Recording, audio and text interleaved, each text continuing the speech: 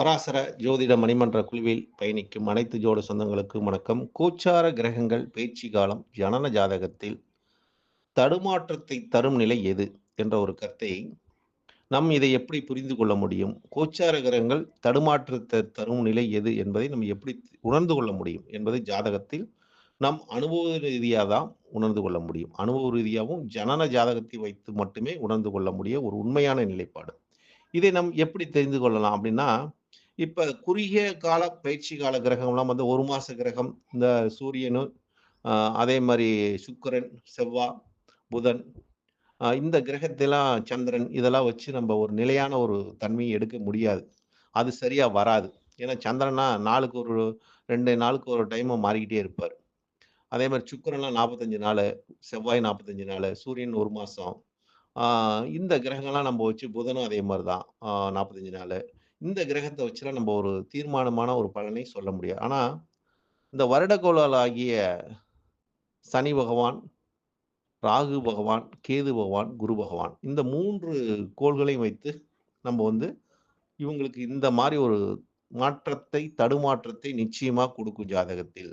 அப்படின்னு நம்ம அடிச்சு சொல்லலாம். அது எப்படிங்க சொல்ல முடியும் அப்படின்னு பார்த்தா, இப்ப ஒரு லக்னமும் இருக்கட்டும், ராசியும் இருக்கட்டும்.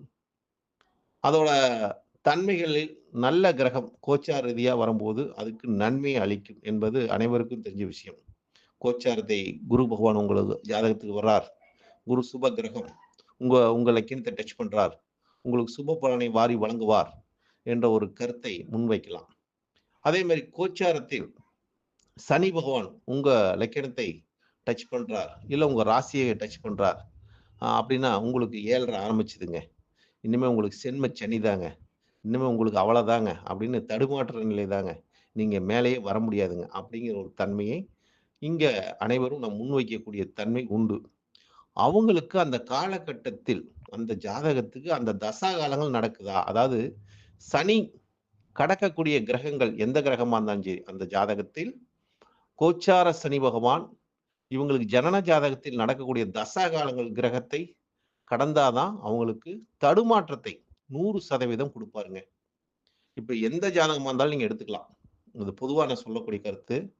கோச்சார படி பார்த்தீங்கன்னா, ஜனன ஜாதகத்தில் நடக்கக்கூடிய ஒரு தசா கிரகத்தை வைத்து, சனி பகவான் அந்த கிரகத்த டச் பண்ணாலும் சரி, அந்த கிரகத்தோட இணைஞ்சாலும் சரி, அவங்களுக்கு ஒரு கர்மாவின் பலனை கொடுக்கக்கூடிய ஒரு வல்லமை பெற்றவர் சனி பகவான். அப்ப அந்த சனி பகவான் அந்த லக்னாதிபதியோ, ராசியாதிபதியோ, தசாநாதனையோ ஆ அவரு தொட்டாலும் சரி, இல்ல அந்த அந்த கிரகத்து கூட சேர்ந்தாலும் சரி, இல்ல பார்த்தாலும் சரி, அவரு வந்து தடுமாற்றும் நிலையை 100% குடுக்கக்கூடிய வல்லமை பெற்ற ஒரு கிரகமே சனிதான். ஏங்க அவரு நல்லது செய்ய மாட்டாரா? அப்படின்னு பார்த்தா, நல்லது செய்வாருங்க. நம்ம நல்லது செஞ்சிருந்தா தாங்க அவரு நல்லது செய்வார். நமக்கு என்னென்ன தப்பு செய்றோம்னு அவரு வந்து கால்குலேஷன் பண்ணக்கூடிய கிரகம். ஒரு ஒரு ஜாதகர் வந்து என்ன தப்பு பண்ணுவோம்னு கால்குலேஷன் பண்ணி அந்த தப்புக்கு மட்டும் அவரு சரி பண்ணிட்டு போயிருவாரு. தப்ப சரி பண்ணிட்டு போறக்கூடிய கிரகம். அப்ப நம்மகிட்ட என்னென்ன தப்பு இருக்குதோ, அதெல்லாம் சரி பண்ணி குடுக்கக்கூடிய ஒரு கிரகம் தான் சனி பகவான். அதனால சனி பகவான் தடுமாற்றத்தை மட்டுமே குடுப்பார். அதனால தான் சனி பகவான் ஒரு ஒரு ஜாதகத்தில் சந்திரன வந்து தொட்டாலும் சரி, சந்திரனுக்கு முன்னாடி இருந்தாலும் சரி, பின்னாடி இருந்தாலும் சரி, அவங்களுக்கு உடல் ரீதியான பிரச்சனையும், மன ரீதியான பிரச்சனையும் அனைத்துமே அவர் குடுத்துர்றாரு. அதே மாரி அந்த ஜனன ஜாதகத்தில் நடக்கக்கூடிய ஒரு தசா காலத்து கிரகத்தின் டச் பண்ணாலும் சரி, அதே மாரி அதுக்கு முன்னாடி இருந்தாலும் சரி, பின்னாடி இருந்தாலும் சரி, அவங்களுக்கும் அந்த பிரச்சனையை, தடுமாற்றத்தை ஏற்படுத்துவார். இது சனி பகவான் மட்டும் தான் குடுப்பாரா? மத்த கிரகம் குடுக்காதா? அப்டின்னா, ராகுவும் குடுப்பார், கேதுவும் குடுப்பார் என்ற ஒரு நிலைப்பாடு இருக்குது. அதாவது ராகு பகவான் எப்படி குடுப்பார்? அப்டின்னா, அதாவது நம்ம ராகுவ போல சனிங்கிறோம். செவ்வாய போல கேதுங்கிறோம். அந்த ஒரு நிலைப்பாடு அந்த கிரகத்துக்கு உண்டான தன்மைய குடுக்குங்கிறோம். ஆனா இந்த ராகு பகவான் அப்படியெல்லாம் செய்ய மாட்டாருங்க. சனி மாரிலாம் செய்ய மாட்டாருங்க. ராகு வந்து கெட்ட கிரகத்தோட சேரும்போது, கெட்ட பலனை அதிகரிச்சுடுறாரு. அதாவது அந்த ஜாதகத்தை கெடுத்து புடுறாரு. ஒரு சுப கிரக வீட்டிலும், சுப கிரகத்தோட சேர்க்கைப்படும், சுப கிரக தசா நடக்கும்போதெல்லாம் நன்மையே வழங்கிடுறாரு ராகு பகவான். அவரு கெடுக்கிறது இல்லைங்க. அந்த கிரகத்தோட நிலைப்பாடு என்ன என்பதை உணர்ந்து, அதுக்கு தகுந்த ஒரு பலாபலனை வழங்கிட்டு போயிருவார் ராகுவும். கேது அதே மாரி தான். ராகுவும், கேதுவுமே அவங்க அந்த அந்த வீட்டோட தன்மைகளை வைத்து அவங்க அந்த கோச்சார் ரீதியா அந்த கிரகத்துக்கு உண்டான பலாபலனையும் குடுத்துட்டு டச் பண்ணிட்டு போயிருவாங்க. அப்ப நான் அனுபவத்தில் பார்க்கக்கூடிய ஒவ்வொரு நிலைப்பாட்டையும் வந்து, ஒவ்வொரு விஷயத்தையும் பார்க்கும்போது, அதுல நெறைய விஷயங்கள் பிரிச்சு தான் எடுக்க முடியுது. எல்லாம் ஒரே மாரி எல்லாத்துக்கும் குடுப்பது இல்லைங்க. இப்ப எனக்கெல்லாம் பார்க்கும்போது, கோச்சார் ரீதியா பார்க்கும்போது, ராகு பகவான் 7ல் இருந்தார்.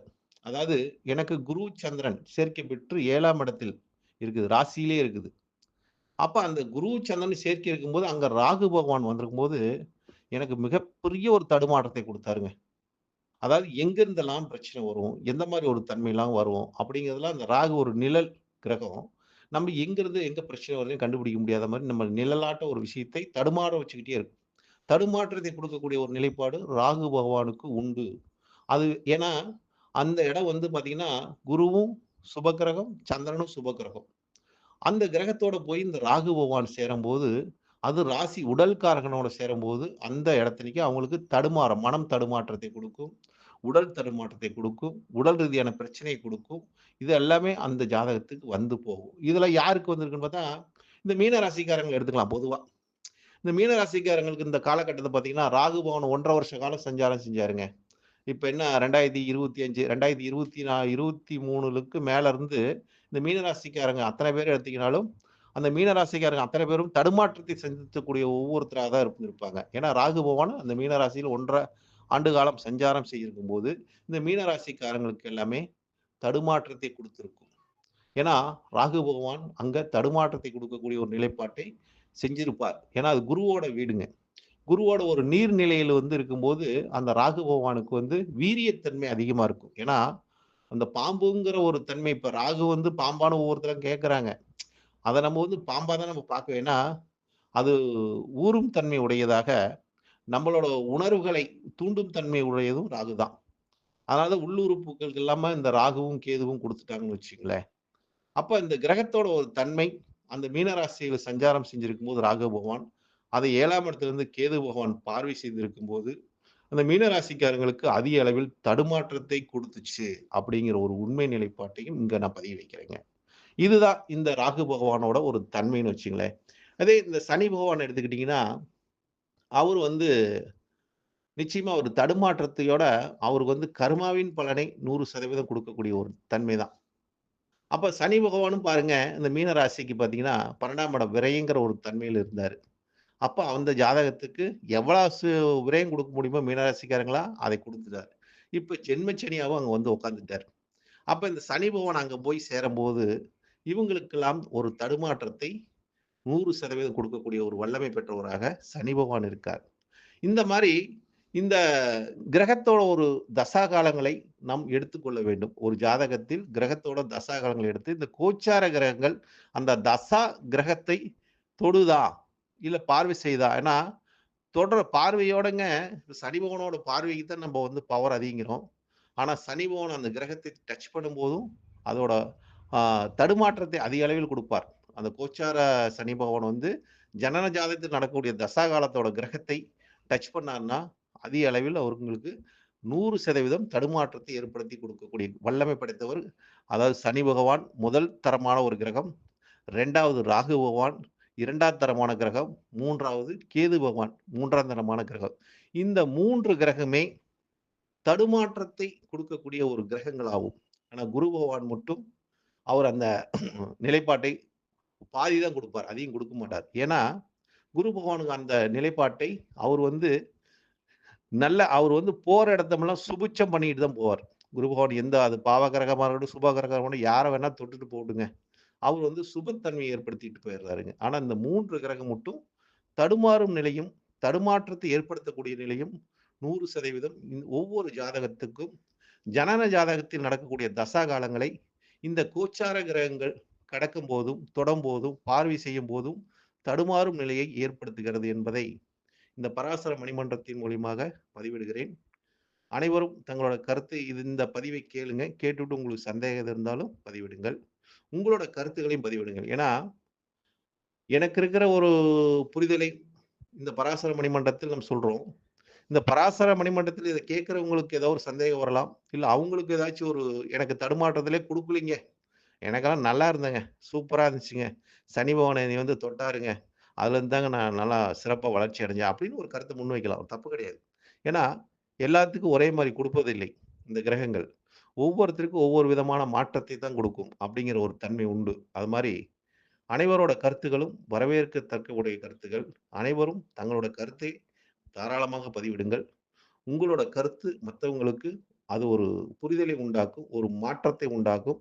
ஒரு நல்ல ஒரு தடுமாறும் நிலை எது என்பதையும், ஆ அதாவது மாற்றத்தை தரும் நிலை என்பதையும் ஒவ்வொருத்தரோட பதிவிலிருந்து நம்ம தெரிந்து கொள்ள முடியும் என்பதற்காக இந்த தலைப்பு. நன்றி, வணக்கம். வாழ்க வளமுடன். பரமத்தி வேலு சந்திரன்.